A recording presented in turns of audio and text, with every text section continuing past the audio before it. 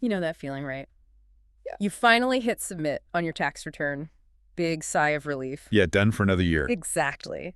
Then, maybe weeks, maybe months later, boom, an official-looking envelope from the IRS. Ugh, yeah. That calm feeling just vanishes, doesn't it? Replaced by that knot in your stomach. Totally. Maybe it's a penalty notice you weren't expecting, or you suddenly realize, wait, I think I paid way too much for that weird specific thing. Right. And you're left wondering, okay, is there anything I can actually do about this now? Well, it's a situation that's actually more common than you might think. And people often feel kind of powerless. Yeah, like they just have to accept whatever the IRS says. But what if there was like a specific tool, a key for those very particular tax issues? A key that could maybe get you some money back, or even remove an unfair charge before you pay it. Exactly. That's exactly what we're diving into today. Welcome to the deep dive. We unpack complex stuff to give you the essential insights. And today our focus is IRS Form 843. The official title is Claim for Refund and Request for Abatement. And let's be super clear up front.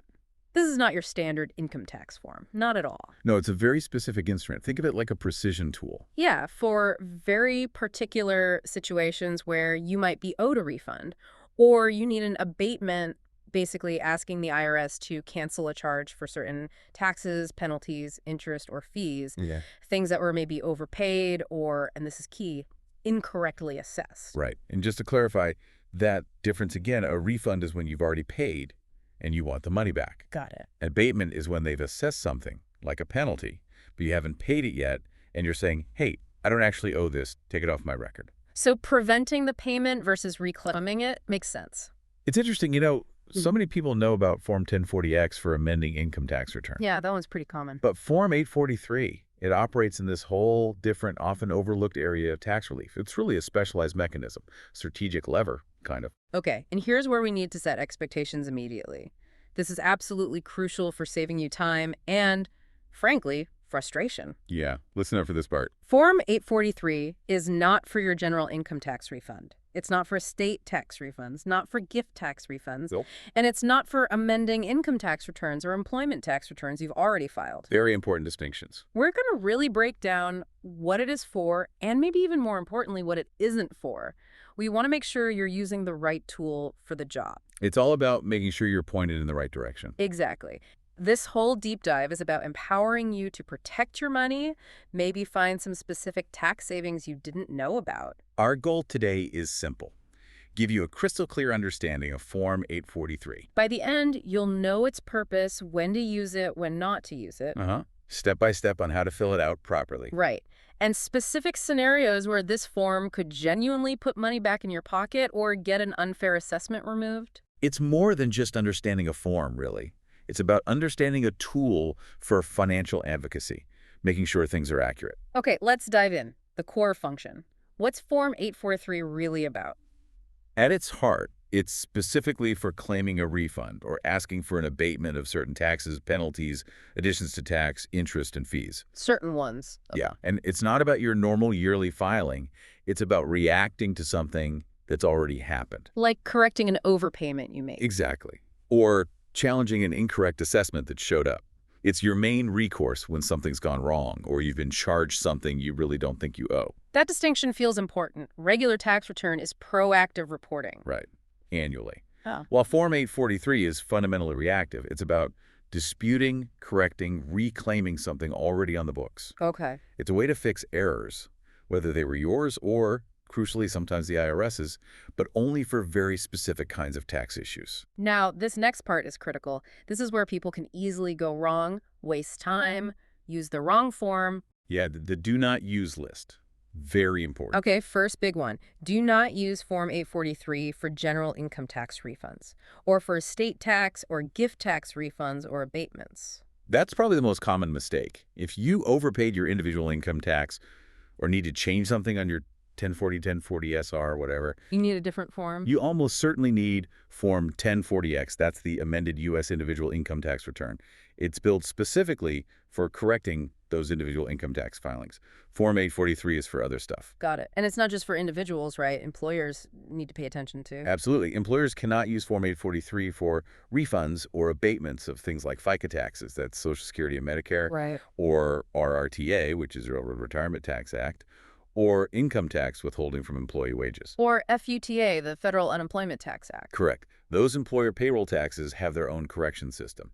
This is another big do not use scenario for 843. So what should employers use? Well, the IRS has a whole set of specific X forms for employers. It's pretty logical once you see the pattern.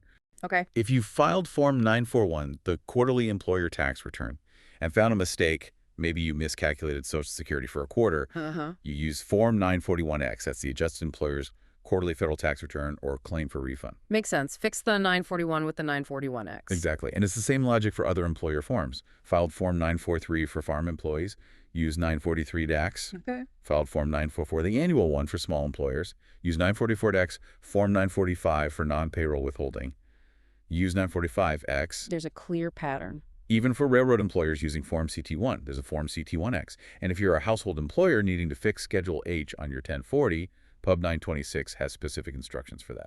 So the takeaway for employers is look for the specific X form related to your payroll tax return first. Don't just jump to Form 843. Precisely. There's almost always a more direct and correct form for those employer tax adjustments. Using the right one saves time and prevents processing issues. You can really see the IRS philosophy here. Use the most specific form possible. It's not a one-size-fits-all system. Definitely not. And it gets even more specialized. Think about fuel taxes. Okay. You don't use Form 843 for those either. If you need an income tax credit for federal tax paid on fuels, that's Form 4136. Form 4136, got it. But if you need periodic refunds or you overpaid on specific forms like 11C or the heavy highway vehicle use tax form 2290, then you'd use Form 8849, claim for refund of excise taxes. Wow. Okay, so even within excise taxes, there are specific forms. Exactly. And it continues. For other excise tax adjustments, like on the quarterly Form 720, you use Form 720X. 720X for 720. Right. Wagering taxes, Form 730, or Schedule 6 of Form 8849. Even penalties for tax preparers or promoters have their own form, Form 6118. It shows how incredibly detailed the tax system is. It really does. Even something like the additional Medicare tax, if you need to correct that because your wages or self-employment income changed, Back to the 1040X. back to Form 1040X, and you attach a corrected Form 8959, which is the specific form for that tax. It's always about finding that precise matching document. What about this really specific situations? Like, I know there's something called injured spouse allocation. Yes, Form 8379. That's when you file jointly. But your share of the refund gets taken to pay your spouse's past due debt, like old student loans or child support. Okay.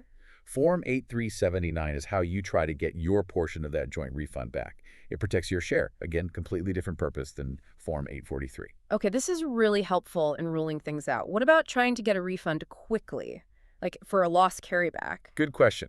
For faster refunds based on things like net operating losses or certain credit carrybacks, individuals, estates, and trusts might use Form 1045, application for tentative refund. Tentative, okay. Yeah, it's designed for quicker processing. Corporations use a similar form, Form 1139. These are specific tools for getting certain refunds faster. Form 843 isn't for that expedited process. And FUT tax, the unemployment tax. If you need to amend your annual Form 940, you just file an amended Form 940 for that year. Simple as that. Okay. And corporations fixing their main income tax return, Form 1120. That would be Form 1120X, the amended U.S. corporation income tax return. So the pattern holds. There's almost always a specific amendment form, usually an X form, for major tax returns. That's the general rule, yes. Yeah. Identifying your exact situation and the tax involved is step one to finding the right form. Now, you mentioned one tricky one earlier, Form 4720. Right. This one's a bit unique. If you overpay the tax reported on Form 4720, which deals with certain excise taxes on private foundations and other organizations, you actually use Form 4720 itself to claim that refund. Okay, use the form itself. But, and this is the twist, if you want an abatement of the tax assessed related to Form 4720, meaning you think the assessment itself is wrong and you want it removed before paying, Then, then use Form 843. It really highlights that specific tool for a specific job idea. Abatement request for 4720 tax uses 843. Refund claim uses 4720. Wow, okay. That is specific. So we've thoroughly covered what Form 843 is not for. Let's switch gears. Who can file it? It's pretty straightforward. The taxpayer themselves, obviously, or an authorized representative. Like an accountant or lawyer. Exactly. But if a representative files for you, they absolutely must attach Form 2848, the power of attorney form, or at least a copy. That proves to the IRS they have your permission to act on your behalf. Makes sense. What if the taxpayer is deceased? Good point. If you're the legal representative like the executor and you file the decedent's original return, you just attach a statement confirming that. Okay. But if you didn't file their original return, you'll need to provide official proof of your authority, like certified copies of letters testamentary. And you'll also need to file Form 1310, Statement of Person Claiming Refund Due a Deceased Taxpayer, along with the Form 843. That ensures any refund goes to the right person. Got it. Okay, what about general rules for filing the form itself? Any pitfalls there? A few key things. Generally, you need to file a separate Form 843 for each tax period or fee year. One form per period. Yes. And also, generally, one form per type of tax or fee you're claiming about. So one issue, one period, one form. That's the default. Keeps things organized for the IRS, I guess. Exactly. There are a couple of narrow exceptions, like for that net interest rate of zero situation we'll talk about, or if multiple tax years are affected by a single IRS error or delay causing interest issues. But usually, keep your claims separate. Okay. And the deadline. This sounds critical for, actually getting money back. Tax savings depend on meeting the deadline, right? Absolutely crucial. This is the statute of limitations. Ignore it, and your claim, no matter how valid, might be dead in the water. So what's the rule? Generally, you have to file within 3 years from the date you filed your original return, or 2 years from the date you actually paid the tax, penalty, or interest, whichever date is later. 3 years from filing or 2 years from paying, whichever is later. Correct. Miss that window. And the IRS generally isn't legally required to issue the refund or credit, even if you clearly overpaid. So prompt action is key. Absolutely. Keep good records and act quickly if you think there's an issue. Pub 556 has more details. There is one important exception, though. Which is? If you got erroneous written advice from the IRS, we'll get into the specifics of that, but it can sometimes extend the window or provide relief even outside the normal time frame. Okay, good to know. And finally, where do you actually send this form? You mentioned it's tricky. It is very specific and depends entirely on why you're filing. Get this wrong, and it could cause major delays. So rule number 1. If you're filing Form 843 in response to a specific IRS notice you received, mail it to the return address shown on that notice. That sends it directly to the unit already handling your case. Makes sense. What if it's not in response to a notice? Then it depends. Claims about estate or gift tax, specific address in Florence, Kentucky. Okay. Claims about the branded prescription drug fee or the health insurance provider fee. Both go to a specific address in Ogden, Utah. Different addresses for different fees. Yep. Requesting that net interest rate of 0, mail it to the service center where you filed your most recent tax return. Okay. Non-resident aliens asking for Social Security or Medicare refunds. There's an address in Publication 519. Requests related to Form 8300 cash reporting. Detroit, Michigan. Wow. It really matters. It really does. Sending it to the wrong place won't necessarily kill the claim they usually forward it, but it will definitely slow things down. Always check the latest Form 843 instructions for the correct address based on your specific reason for filing. What about just general penalties or other reasons not listed? For those, you generally send it to the service center where you'd file a current year tax return for the type of tax involved in your claim. Okay. Check the instructions carefully. That seems to be the main message. Absolutely. Precision avoids headaches and delays. All right, let's get into the heart of it now. The checkbox is at the top of Form 843. This seems like the first big step in telling the IRS why you're filing. Exactly. These checkboxes are crucial. They immediately categorize your claim. And remember, generally, you check only one box, unless a specific exception applies. Okay, let's break them down. Each one is basically a potential path to tax savings or relief, right?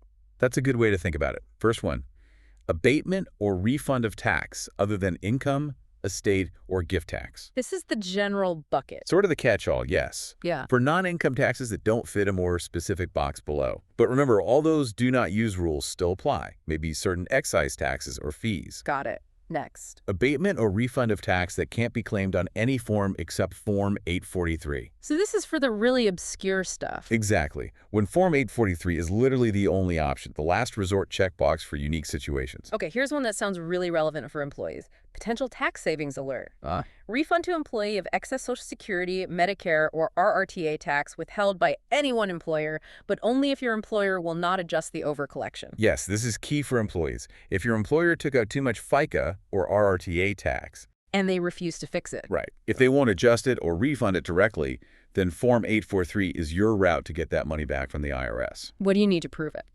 You ideally need a statement from the employer saying how much, if anything, they repaid you, and confirming they haven't claimed a refund themselves. If you can't get that statement, you explain why. And you must attach your Form W-2 to show what was actually withheld. Okay, that sounds like a common scenario. What else for employees? There's one for railroad employees specifically. Refund to employee of excess Tier 2 RRTA tax window. You had more than one railroad employer, and your total Tier 2 RRTA tax withheld exceeds the Tier 2 limit. So, specific to railroad workers with multiple jobs in a year. Correct. There's an annual cap on Tier 2 tax. Multiple employers can push you over the limit. You'll need your W-2s from all of them, and likely use a worksheet from Pub 505 to calculate the excess. Okay. And another employee? Similar, but slightly different. Refund to employee of Social Security, Medicare, or RTA tax withheld in error, but only if your employer will not adjust. Ah, in error versus excess. What's the difference? Excess means they took out too much of the correct tax. Yes. In error means they took out a tax they shouldn't have withheld at all, maybe due to a mistake in your status or something. Okay. And then again, only if the employer won't fix it. Exactly. That condition, employer refusal to adjust, is critical for using Form 843 in these employee withholding situations. Pub 519 has extra guidance for non-resident aliens here. Got it. Seems like direct tax recovery for employees in specific situations. Definitely. Then there's a very niche one. Abatement or refund of Tier 1 RRTA tax for an employee representative. Just shows how detailed tax law gets. Okay, now this next one sounds broad and potentially very useful for lots of people and businesses. Big tax saving potential here. Potentially, yes. Abatement or refund of a penalty or addition to tax due to reasonable cause or other reason allowed under the law. Reasonable cause. That's the key phrase, isn't it? It is. This is where you argue a penalty, like for filing late or paying late, shouldn't apply because you had a legitimate reason. Something beyond your control happened. Like what? What counts as reasonable? Well, the IRS looks for things like a serious illness, a death in the immediate family, a natural disaster destroying records, unavoidable absence. You need to show you acted responsibly, but were still unable to comply. So I forgot or I didn't know. Probably won't cut it.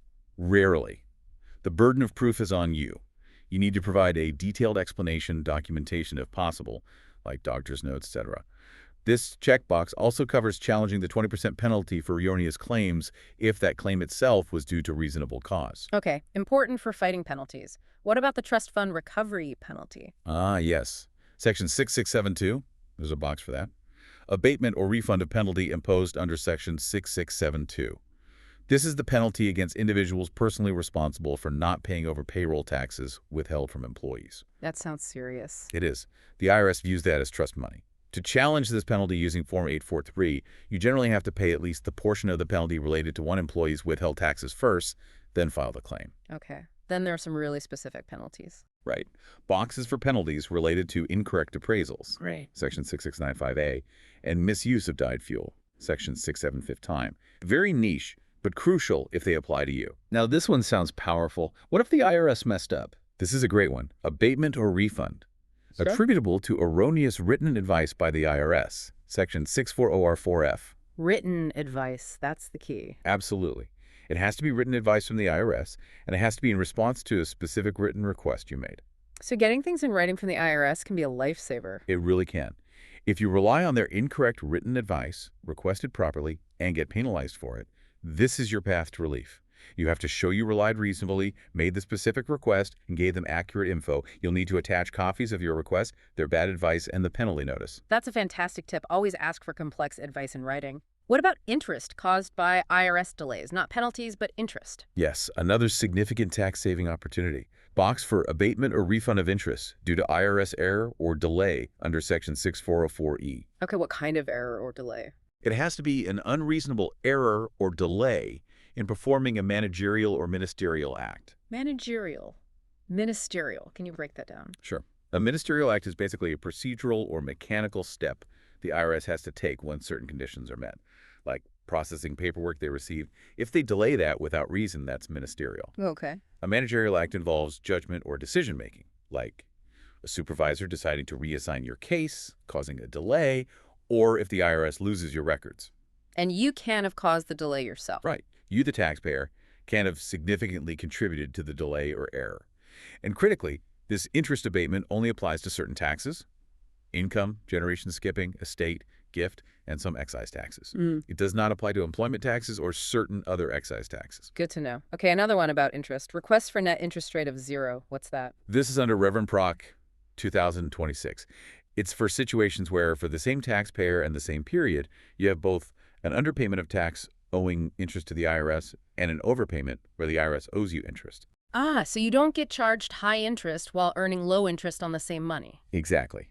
It essentially nets the interest rates to 0 for the overlapping period and amount. It stops that unfair discrepancy. You need detailed documentation for this: the periods, amounts, payment dates, refund dates, and a calculation showing the overlap. Sounds complex, but potentially very valuable. It can be, especially for businesses with fluctuating tax situations. Okay, moving on. There's one for people with disabilities. Yes. Abatement or refund of assessed penalties, interest, or additions to tax because you are unable to read and timely respond to a standard print notice. This is specifically for taxpayers with visual impairments or other disabilities preventing them from reading standard print. Requires specific info on the form, right? Yes, line 8 needs details about the disability, the notice, when you learned about it, and if you'd requested alternative formats. Then there are a couple for specific fees. Right. Refund of branded prescription drug fee. You need to attach Form 8947 for that one. And refund of annual fee on health insurance providers. Highly specific industry fees. And the final catch-all. Other. Specify. Use this only if your reason genuinely requires Form 843 but doesn't fit any other checkbox, and no other specific form applies. It's the true miscellaneous category, but use it cautiously. Wow, okay. That's a lot of ground covered on the why and when. Those checkboxes are really the map to using this form correctly. They really are. Understanding which one fits your situation is half the battle. All right, let's shift to the how. Filling out the form itself, line by line. This is where we put it all together for potential tax saving. Okay, let's walk through it. Starting at the very top, the basic info. Name, SSN or ITIN for individuals, EIN for businesses. Standard stuff. Joint return. Include both spouses' names and SSNs, and make sure the address is correct. Yep. Use a P.O. box only if mail isn't delivered to your street. Foreign addresses have a specific format. And if your address changes after you file Form 843? Use Form 8822 for individuals, or 8822B for businesses to update the IRS. Don't assume they'll find you. And definitely put a daytime phone number. Helps the IRS contact you with questions. Okay, easy enough. Let's hit the numbered lines. Line 1. Line 1. Tax period or fee year. Enter the start and end dates, MMDDYYY. Remember, usually one form per period. Exception. Branded prescription drug fee, just enter the fee year on the beginning date line. Line 2. Amount to be refunded or abated. Simple enough, put the dollar amount you're claiming. Right, but be precise. This number needs to match your explanation and calculations later on line 8. Line 3. When do you fill this in? Only if you're asking for a refund of money you already paid. List the exact dates you made those payments. Attach extra sheets if needed, with your name and ID number on them. And you skip this for certain claims. Yeah, like the excess Tier 2 RRTA tax or the net interest rate of 0 requests, because they aren't tied to specific past payment dates in the same way. Line 4. Type of tax or fee. Check the box for the kind of tax: employment, estate, gift, excise, income, fee, civil penalty. Crucial for routing your claim. And if your claim is about interest or penalties, check the box for the underlying tax. Penalty on income tax. Check income. Okay. And usually just one box, right? Usually just one, unless that specific IRS error delay exception applies across multiple tax types. Line 5. Type of fee or return.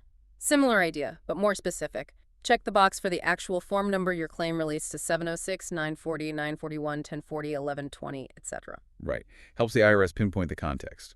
Again, usually just one box. Check 1040 for any individual income tax return like 1040 SR2. Line 6. Internal Revenue Code section for penalty, only if you're claiming about a penalty. Correct. Find the IRC section number on the penalty notice the IRS sent you and enter it here, like Section 6651 for failure to file or pay.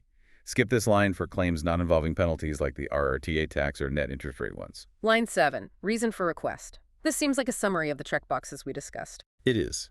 Check A for interest due to IRS error delay, B for penalties from erroneous written IRS advice, C for reasonable cause, this is common for penalty relief, or D if none of those fit, but it's still a valid 843 claim. Again, skip for specific claims like RRTA or net interest rate. Okay, now the big one. The heart of the claim, where you make your case for those tax savings. Line 8.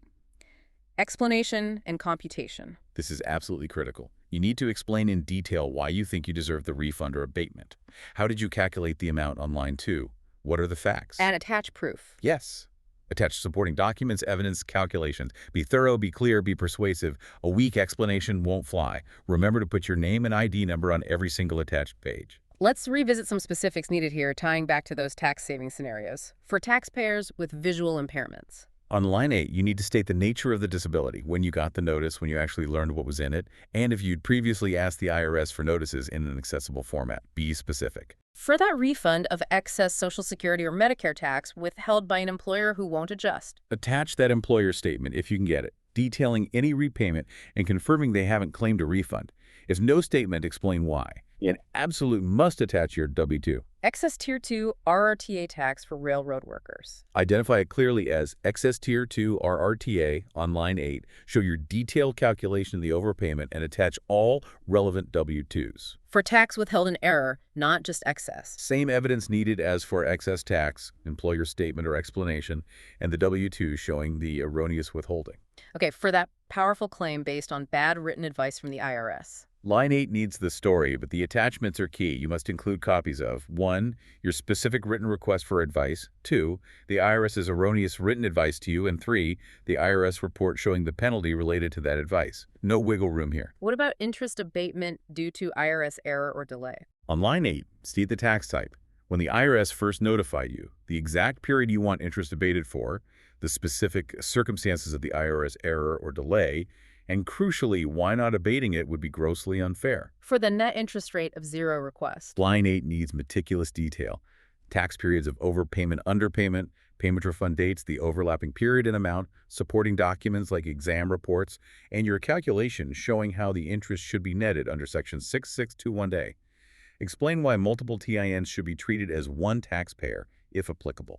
And for the branded prescription drug fee refund. Identify it as such on line 8, explain the claim basis, attach Form 8947 and any other info, and state if you filed a previous claim for this. Remember, no interest abatement on this fee. Okay, that covers the critical line 8 details. After pouring your heart out there and attaching everything, what's next? The signature block. Absolutely essential. If it's based on a joint return, both spouses must sign. Corporations, estates. Authorized corporate officers, signs with their title. For estates or trusts, the fiduciary executor or trustee signs. And that perjury statement is serious. Very. You're signing under penalty of perjury that everything is true, correct, and complete to the best of your knowledge. And don't forget to enter your identity protection PK if you have one. What if you paid someone to prepare the form? Then the paid preparer must sign in the paid preparer use only section and provide all their info, PTIN, firm name, EIN, etc. They should also give you a copy. If someone helped for free, they don't sign there. Okay, so we've walked through the whole process. Let's pull back. What's the big picture takeaway for our listeners about Form 843? It might seem like a small form, but it's a really potent tool for specific situations. It's your way to correct certain IRS errors, get back specific overpayments, or get relief from penalties or interest when the rules allow. It's not for everyday tax planning, but it's crucial for fairness and accuracy when something specific goes wrong, a specialized key, like we said. Exactly. And people often just pay penalties or accept assessments because they don't know about tools like this. But success with Form 843 hinges almost entirely on documentation and detail. The explanation on line 8, the supporting evidence, that's where you make your case. Absolutely. The stronger your documentation, the better your chances. You're proactively saving yourself money or getting it back by being thorough. Be your own advocate with the facts. So the real power is in the specifics. Knowing which box, which line, what proof to attach for your situation. Hopefully this deep dive gave you that roadmap. And remember, always check IRS notices first. Sometimes you can resolve things just by responding to the notice without needing Form 843. Don't jump to it unless it's clearly the right path. Also, weigh the effort. For a tiny amount, is filing Form 843 worth the time? That's a personal call. Good point. And finally, tax rules change. Forms get updated. Always check the source. Always check irs.gov Form 843 for the absolute latest version of the form and instructions before you file. Staying current is key. We've really peeled back the layers on Form 843 today. Hopefully it's less mysterious now and more like a clear pathway for those specific refund and abatement claims. You should now be able to spot if this form might apply to you and how to tackle its requirements, advocating for your own financial accuracy. You know, in this complex tax world, knowing your rights and the specific tools available, even niche ones like Form 843, feels like a really powerful form of financial self-advocacy. It makes you wonder, Hmm. how might understanding these seemingly small, specific financial tools empower you to manage your money and advocate for yourself more effectively in other parts of your life, totally outside of taxes? Something to think about. Definitely something to consider. Keep learning, keep exploring, keep advocating for what's right financially. Until next time, keep diving deep.